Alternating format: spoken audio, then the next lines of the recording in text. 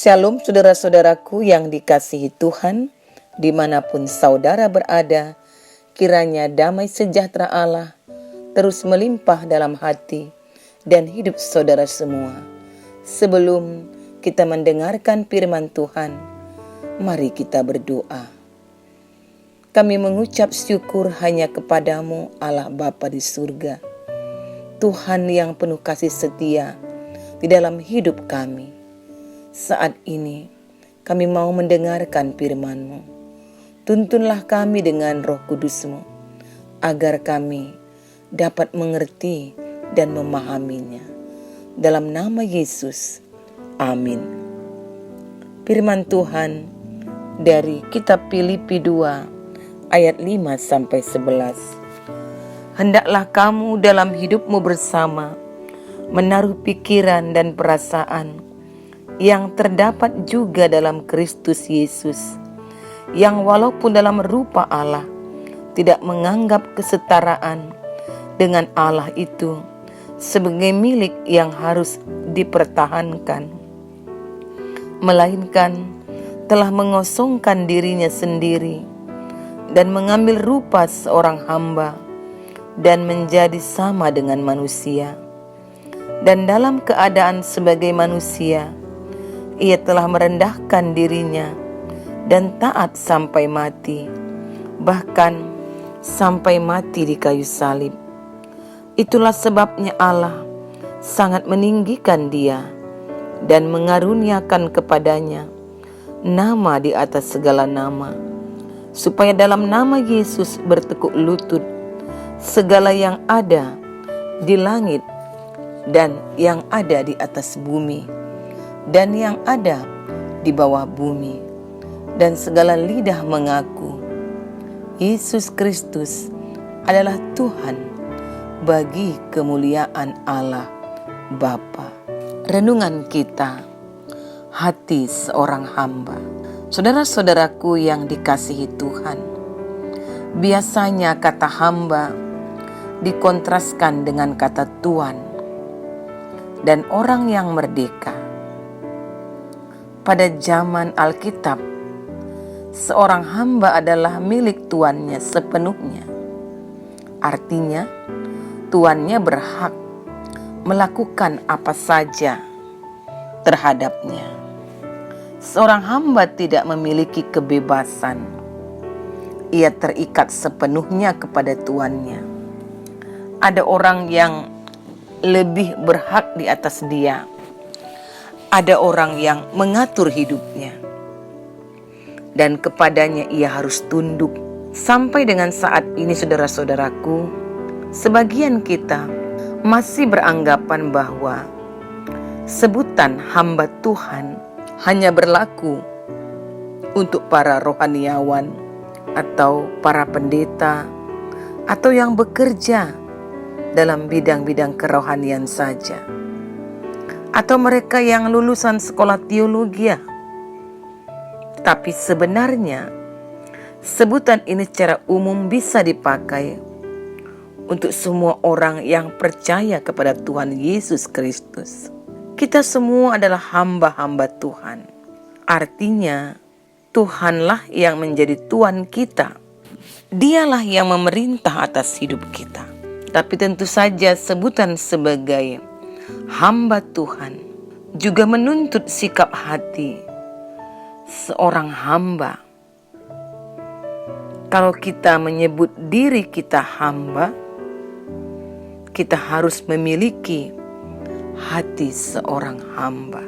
Bagaimanakah sikap hati seorang hamba itu? Saudara-saudaraku, perlu kita ketahui, sikap hati seorang hamba itu pertama, memiliki ketaatan. Tanpa ketaatan, orang tidak akan berkenan kepada Allah. Ketaatan kepada Allah lah yang membuat kita melakukan firman-Nya.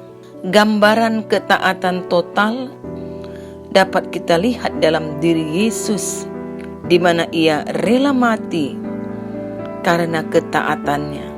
Ketaatan seorang hamba seperti inilah yang Allah inginkan di dalam kehidupan kita. Kita tidak lagi mengikuti kehendak hati sendiri, tetapi mengikuti kehendak Allah. Sebuah ketaatan akan meringankan langkah kita untuk datang ke rumahnya pada hari Minggu, serta meninggalkan kesibukan maupun hobi kita.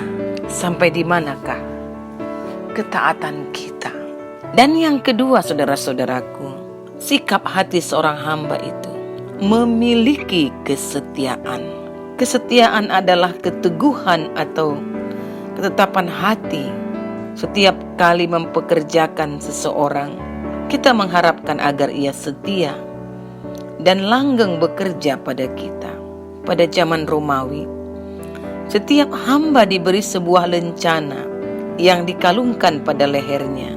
Pada lencana tersebut terdapat tulisan yang berbunyi, "Tangkaplah saya jika saya berusaha melarikan diri, dan kembalikan saya pada Tuan saya." Seharusnya kesetiaan dan komitmen seperti inilah yang harus kita miliki dalam mengikut Tuhan. Ketika kesetiaan kita mulai kendor, mintalah agar Tuhan menangkap dan mengembalikan kita kepadanya. Yang ketiga, saudara-saudaraku, memiliki kerendahan hati. Jadi inilah yang perlu ada pada sikap hati seorang hamba.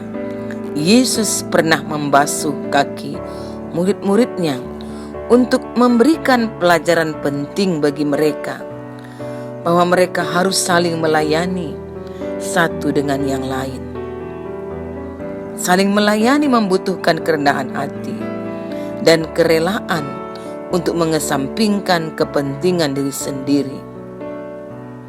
Karena kerendahan hatilah seorang hamba bersedia melakukan atau menerima sesuatu yang merendahkan harga dirinya. Demikianlah Kristus telah merendahkan dirinya, bahkan rela meninggalkan segala kemuliaannya dan mau sama seperti manusia. Inilah yang telah dilakukan Kristus bagi kita, yang walaupun dalam rupa Allah tidak menganggap kesetaraan dengan Allah itu sebagai milik yang harus dipertahankan, melainkan telah mengosongkan dirinya sendiri dan mengambil rupa seorang hamba dan menjadi sama dengan manusia.